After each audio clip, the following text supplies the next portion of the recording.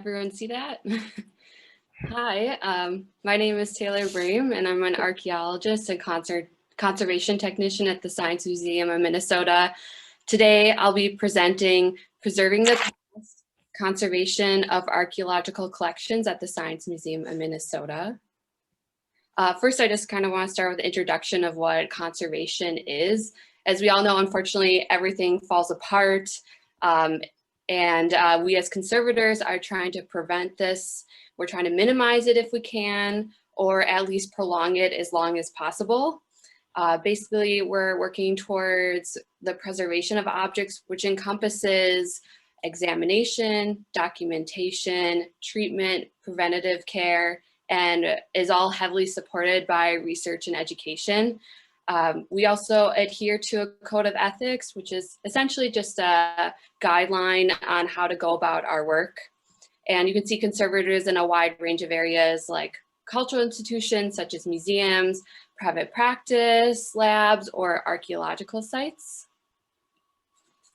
A lot of times conservation can get really confused with restoration, but they're actually like pretty different. Restoration is returning an object to its previous state of when it was initially made and making it appear as if like no time has passed. But conservation is preserving and stabilizing an object in its current condition in order to maintain its historical like integrity. And even if that item has wear on it, we won't necessarily remove it because it adds to that historical integrity. This graphic here shows a great representation of the differences between the two.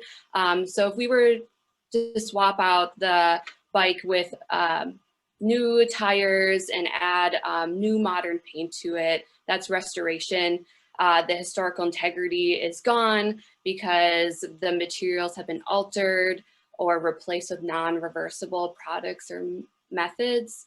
But instead, if we were to clean it with appropriate solutions and do some touch-ups with reversible paints, that's conservation. The story of the bike essentially is the same and accurate to what it would have been like during its day. We want to avoid situations such as Ecce Homo by Elias Garcia Martinez. This is a painting that was made in the 1930s, and a restoration attempt was done in 2012, and obviously it didn't go as well, doesn't look very much the same anymore.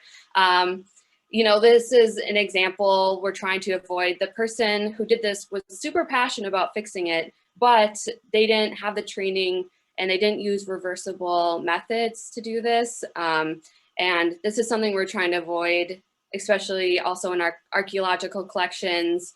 So that's why you want to have conservators on hand.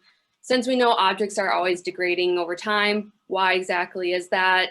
The Canadian Conservation Institute recognizes 9 different agents, which are direct physical forces, light, pests, incorrect relative humidity, thieves, water, fire, contaminants, and incorrect temperature.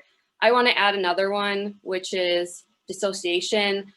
You know, it's important to know where our objects come from. Where they are located might inform us of how to treat them or what treatments not to do on them.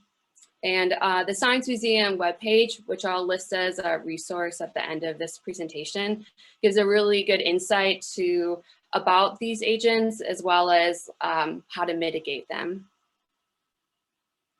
For the rest of the presentation, I want to show some examples of recent conservation that we've been doing in the museum. I'm going to specifically talk about lithic, ceramics, fauna, and metal, and then also share some storage methods and materials that we use.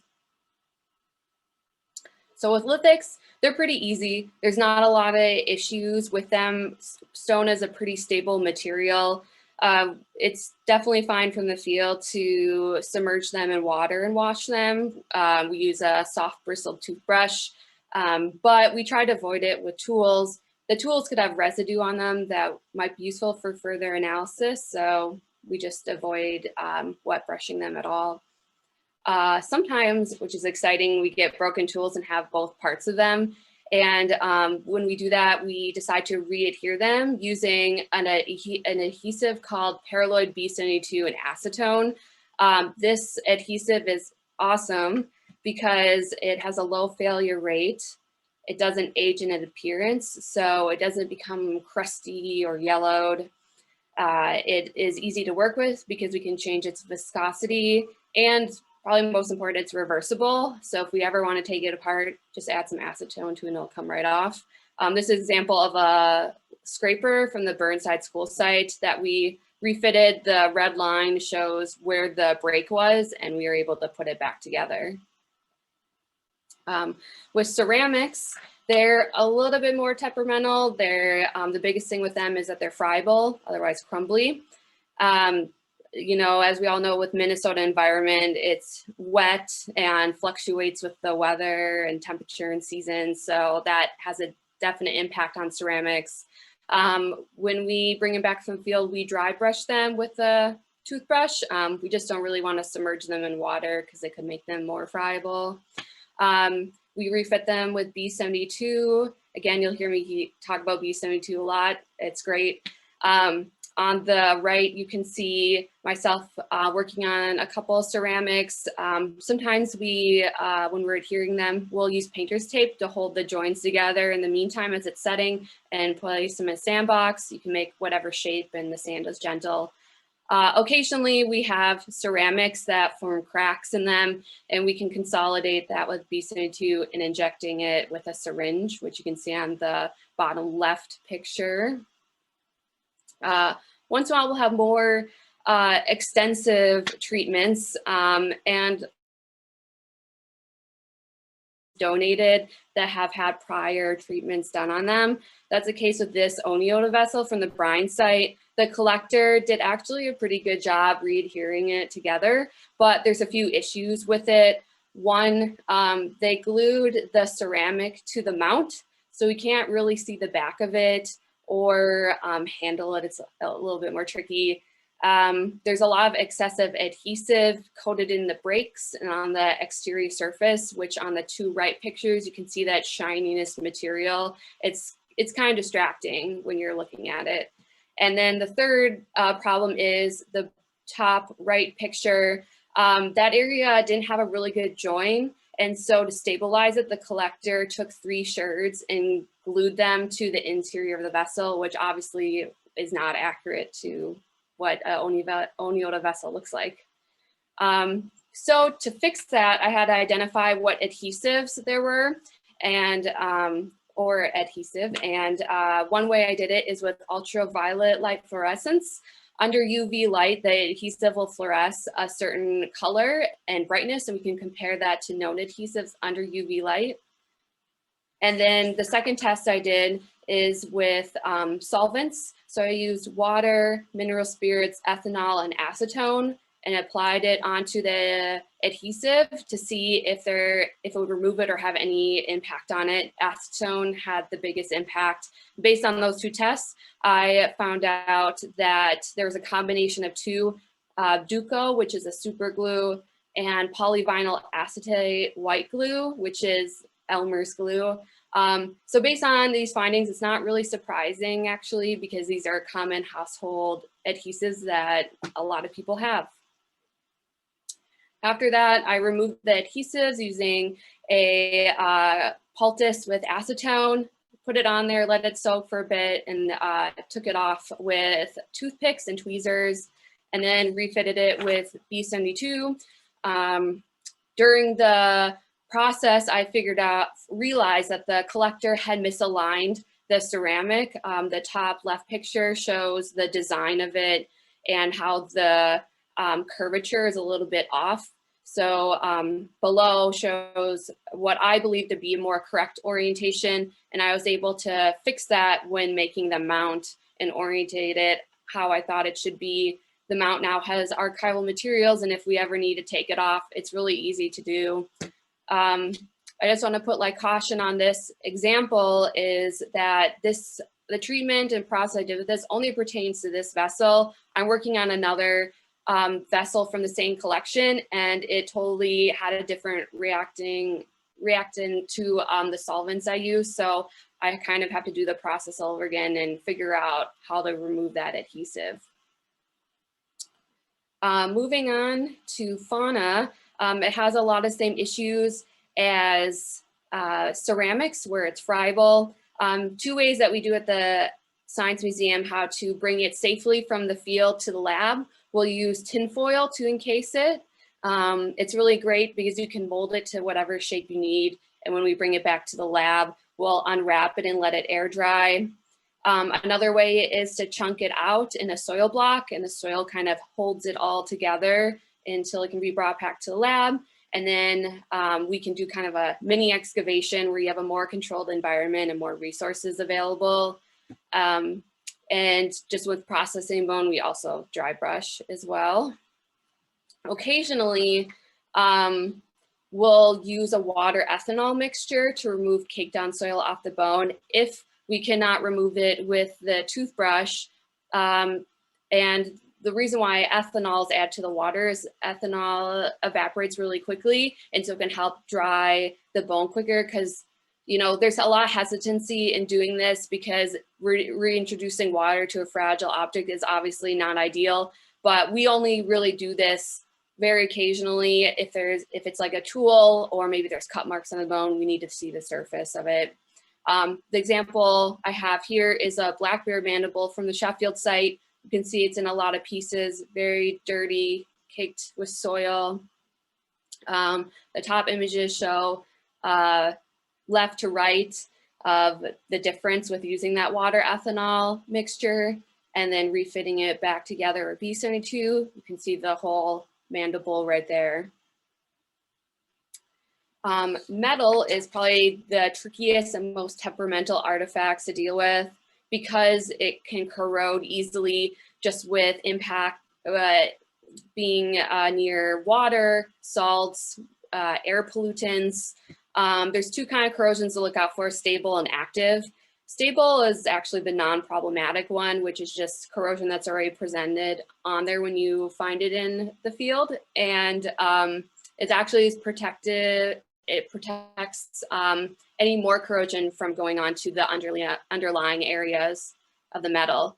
But active corrosion is the one you want to look out for. It's noticeable with surface cracking and a lot of loose flakes. In the picture with the nails, you can see that the top one is the stable corrosion, but the bottom one is the active corrosion. Whenever we handle metal, always wear gloves. We don't want oils from our fingers or salts to get on the metal because it could corrode it. We also don't label the metal objects directly. At the museum, we have an accession number on the object, and we just don't really know how the metal will react to the adhesive if we would put it on there. With storing metals, it's kind of actually a little cool setup that we do at the museum. Sometimes we use vials or polyethylene bags, but my favorite is these microenvironments. What we have is drawers that are isolated and sealed from the rest of our collection. And the reason why is metal needs to be at a relative humidity that's 30% or lower. The rest of our collection is more around 40 to 60%. We can keep that relative humidity down with silica gel sleeves. They help absorb any moisture. So continuing on with how we store some of our other objects in general, we have a lot of archaeology we keep in boxes, which I'm sure is similar to a lot of other places too, how they store our artifacts. We always use archival materials. We'll use dividers as well to separate out context based on artifact typologies. For example, we wouldn't want to put like a lithic core next to some fish scales that might pulverize them. The dividers also provide some structural support. We'll also use polyethylene bags, and when we record the information on the bags, we use pigmented based ink pens such as Identipens or Pigma Microns. We try to avoid Sharpie because Sharpies are not archival friendly, and they can fade over time even when not exposed to light. A lot of times we have mounted artifacts, generally use that for larger objects such as the bison scapula, or diagnostic artifacts, which could be anything from like tools, rims, vessels. The right photo shows a drawer of lithic tools that we open up. At the museum, we have a lot of visitors that come, so it's really easy to pull open these drawers. I call them the ooh and ah drawers, so people can see kind of the really cool artifacts we have. It also makes it easy for us, if researchers come or we have exhibits coming up, we can just open those up and see what we have. Archival materials, we use Tyvek, Ethafoam, Blueboard, Chloroplast, Bolerafoam, and Baccarad. For ceramics and bone, we'll use Tyvek, and we'll make like a little silhouette around the object. And that way, with these more crumbly things, it can catch anything that might break off. It also is non-abrasive to that. In general, with our storage environment, we like to make sure our space is enclosed away from any moisture or pests. For any light sensitive objects, we're able to turn off all the lights or have them in really dark spaces, cabinets. We maintain a relative humidity between 40 to 60%.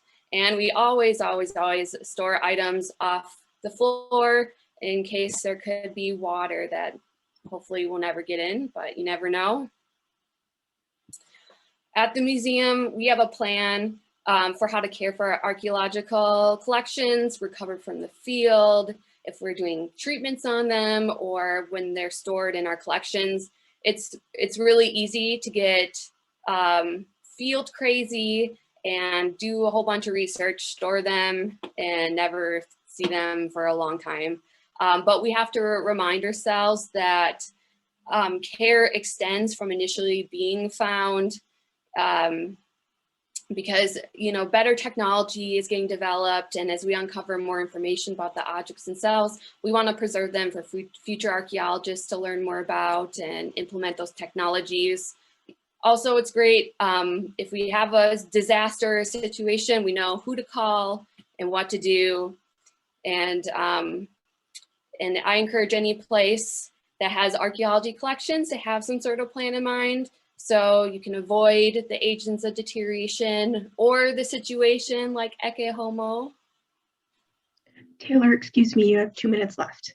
Okay, this is my last slide. This is just some resources for everyone in general. That is just general conservation information, some conservators around the Twin Cities, and then my email, as well as the conservator at the Science Museum, Rebecca Newberry's email. And thank you everyone for your time and listening to my presentation.